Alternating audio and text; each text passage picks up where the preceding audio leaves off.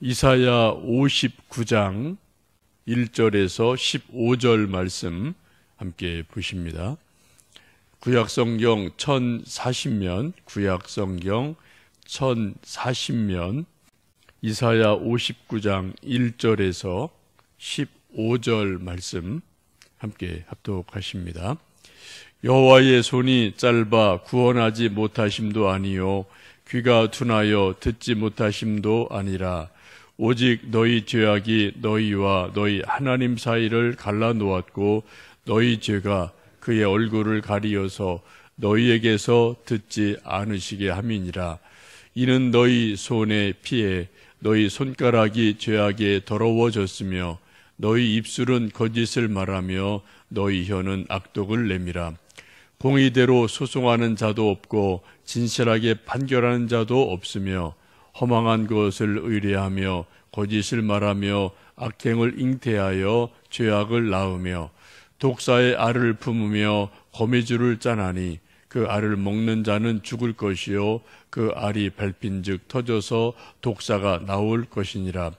그 짠 것으로는 옷을 이룰 수 없을 것이요 그 행위로는 자기를 가릴 수 없을 것이며 그 행위는 죄악의 행위라. 그 손에는 포악한 행동이 있으며 그 발은 행악하기에 빠름으로 무죄한 피를 흘리기에 신속하며 그 생각은 악한 생각이라. 황폐와 파멸이 그 길에 있으며 그들은 평강의 길을 알지 못하며 그들이 행하는 곳에는 정의가 없으며 굽은 길을 스스로 만드나니 무릇 이 길을 밟는 자는 평강을 알지 못하느니라. 그러므로 정의가 우리에게서 멀고 공의가 우리에게 미치지 못한즉 우리가 빛을 바라나 어둠뿐이요 밝은 것을 바라나 캄캄한 가운데 행함으로 우리가 맹인같이 담을 더듬으며 눈 없는 자같이 두루 더듬으며 낮에도 황혼때같이 넘어지니 우리는 강장한 자 중에서도 죽은 자 같을지라. 우리가 곰같이 부르짖으며 비둘기같이 슬피 울며 정의를 바라나 없고 구원을 바라나 우리에게서 멀도다. 이는 우리의 허물이 주의 앞에 심히 많으며 우리의 죄가 우리를 쳐서 중언하오니 이는 우리의 허물이 우리와 함께 있음이니라. 우리의 죄악을 우리가 아나이다. 우리가 여호와를 배반하고 속였으며 우리 하나님을 따르는 데에서 돌이켜 포악과 패역을 말하며 거짓말을 마음에 잉태하여 나오니 정의가 뒤로 물리침이 되고 공의가 멀리 섰으며 성실이 거리에 엎드러지고 정직이 나타나지 못하는도다. 성실이 없어짐으로 악을 떠나는 자가 탈취를 당하는도다. 아멘. 오늘이 2월 28일이고 이제 내일이 3월 1일 3.1운동 100주년을 이제 기념하는 날이고, 내일 또 노회나 총회나 지역 교회들이 연합을 해서 3.1운동 100주년 기념 또 감사 예배를 드릴 일들이 있습니다. 3.1운동 100주년을 맞이해서 우리 총회에서 특별하게 100년 전에 우리 조상들이 함께 성경 읽고 묵상하고 기도했던 성경 본문을 택해서 새벽 기도회를 지금 하고 있습니다. 오늘 본문은 이사야 59장인데 크게 세 가지 단락으로 되어 있습니다. 1절부터 8절까지 죄악에 대한 여호와의 심판이 있다. 9절에서 15절까지 죄악에 대한 백성들의 고백과 구원이 있다. 5절에서 21절까지는 언약에 관한 하나님의 말씀이 있다. 이렇게 크게 세 가지 내용이 있습니다. 이사야 59장 앞부분을 보시면 구원을 기다리는 이들이 이 절망적인 질문을 하는 것으로 시작이 되죠. 우리도 인생을 살다 보면 가끔 마음속에 그런 생각이 들 때가 문득 있습니다. 하나님이 정말 살아계신가? 하나님 정말 살아계시면 이런 일이 어떻게 일어나나? 또 하나님이 나를 사랑하시나? 내 기도를 들으시나? 내 기도를 외면하신 것 아닌가? 그런 궁금증이 우리들 마음속에 살짝 들 때가 있습니다. 뭐 일이 잘 풀릴 때는 그런 생각이 없고 뭐 감사합니다, 할렐루야 그렇게 고백하겠지만, 일이 꼬이고 이해되지 않는 일들이 우리 앞에 계속 연속이 될 때, 고난이 끝나지 않고 고난이 길게 갈 때, 그때 우리 마음속에는 하나님에 대한 의심이 살짝 고개를 들 때가 있습니다. 그래서 우리가 당하고 있는 인생의 많은 고난과 고통의 원인을 나에게서 찾는 것이 아니라 하나님 뭐가 잘못하시는 거 아닌가라는 생각을 종종 할 때가 있습니다. 우리 속담에 그런 말 있지 않습니까? 잘 되면 내 탓. 잘 되면 내가 다 잘한 거예요. 못 되면 누구 탓이요? 조상 탓이에요. 우리 아버지가, 엄마가, 할아버지가 다 조상 탓이죠. 저도 뭐 그런 것을 가끔 뭐 해본 적이 있고, 여러분도 그러신 적이 뭐 있을 겁니다. 근데 조상 탓이 계속 거슬러 올라가면 어디까지 올라갑니까? 하나님 탓이 될 때가 있어요. 이게 하나님 좀 너무하시네. 뭐 이런 생각 우리가 종종 할 때가 있습니다. 그런데 오늘 1절과 2절 말씀 보시면은 우리가 인생이 고난을 당하고 고통당하는 원인을 분명하게 이사야 선지자는 말씀을 합니다. 우리 59장 1절 2절 말씀 다시 읽습니다. 여호와의 손이 짧아 구원하지 못하심도 아니요 귀가 둔하여 듣지 못하심도 아니라 오직 너희 죄악이 너희와 너희 하나님 사이를 갈라놓았고 너희 죄가 그의 얼굴을 가리어서 너희에게서 듣지 않으시게 함이니라. 오늘 이사야 선지자가 이스라엘 백성들이 고통 가운데 왜 하나님이 우리에게 은혜를 안 주시나, 왜 우리나라가 이렇게 민족적인 고난을 당하나, 수많은 고통 가운데 하나님에 대해서 뭐 울부짖어 기도하고 이런저런 말들이 많은 시대죠. 근데 그것에 대해서 이사야 선지자가 분명하게 말씀합니다. 하나님의 손이 짧아서 구원하지 못하시는 게 아니다. 하나님의 귀가 둔해서 우리 기도를, 이스라엘 백성들의 기도를 못 들으시는 것이 아니다. 안 들으시는 거다. 여러분, 이게 조금 다르죠? 못 듣는 것과 안 듣는 것은 다른 겁니다. 하나님이 못 들으시는 것이 아니라 안 듣는 거다. 왜요? 너희의 죄악이 하나님과 너희 사이를 갈라놓았다. 너희 죄로 인해서 하나님이 얼굴을 가리고 계신다. 그래서 듣지 않으신다라고 지금 이스라엘의 죄를 지적하고 있습니다. 우리 사람들도 사이가 좋으면 이 말 저 말을 다 들어요. 근데 우리 뭐 부모 자녀 간에도 뭐 사이가 안 좋으면 얼굴 안 보고요. 또 그 사람이 무슨 말을 하든 안 들립니다. 소리는 들리죠. 저 사람 떠드는구나, 뭐라고 말하는구나, 그건 아는데 그 내용이 우리에게 안 들려져요. 그렇죠? 못 듣는 거죠. 안 듣는 거예요, 이게. 그런 게 있습니다. 여러분, 우리가 가끔 이제 좀 무슨 뭐 플라스틱 제품이 이제 깨지든 부러지면은 옛날에 본드라는 접착제 이렇게 붙여서 사용하던 때가 있었는데, 그 본드를 붙여서 잘 붙이게 하려면은 가장 먼저 여러분 하는 일이 뭔가요? 뭐 플라스틱 이렇게 좀 떨어진 부분에 먼지 같은 것을 다 털어내는 거예요. 뭐 이렇게 좀 수건으로 닦아내든 어떤 뭐 빼빠 사포로 또 이렇게 갈아내서 먼지나 이런 것을 다 제거하고 나야지 이게 붙지. 아무리 좋은 강력 본드를 써도 이쪽 저쪽에 먼지가 많이 묻어 있으면 여러분 그거 붙지 않습니다. 붙어도 그냥 툭 하면 떨어지고 말아요. 이거 먼저 붙이기 전에 제일 중요한 것은 그 상한 부분에 먼지 오물을 깨끗하게 제거해서 깨끗하게 만들어 놔야만 이 본드가 이게 역할을 할 수 있고 이제 힘을 받게 되죠. 하나님과 우리 관계도 동일하다는 것입니다. 하나님과 우리 사이를 내는 것을 오늘 이사야 선지자는 죄다라고 말씀합니다. 그러므로 하나님과 만나기 전에, 응답 받기 전에, 은혜를 받기 전에 우리가 먼저 해야 될 것은 회개다.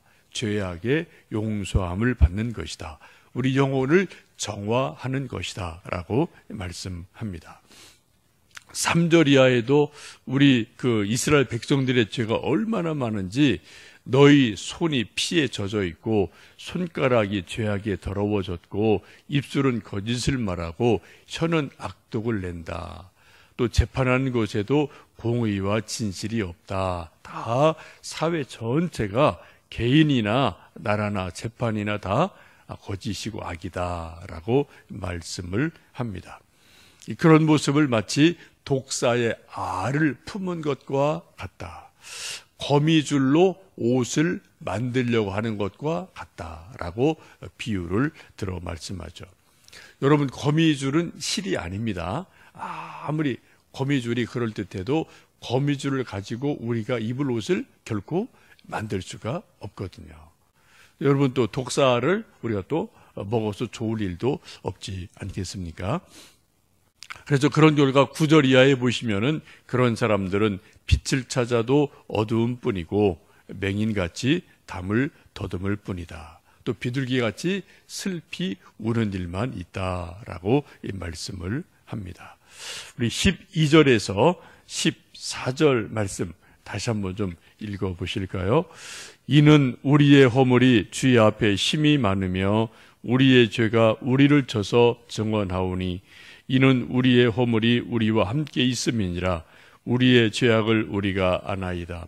우리가 여호와를 배반하고 속였으며 우리 하나님을 따르는 데에서 돌이켜 포악과 패역을 말하며 거짓말을 마음에 잉태하여 나오니 정의가 뒤로 물리침이 되고 공의가 멀리 섰으며 성실이 거리에 엎드러지고 정직이 나타나지 못하는도다.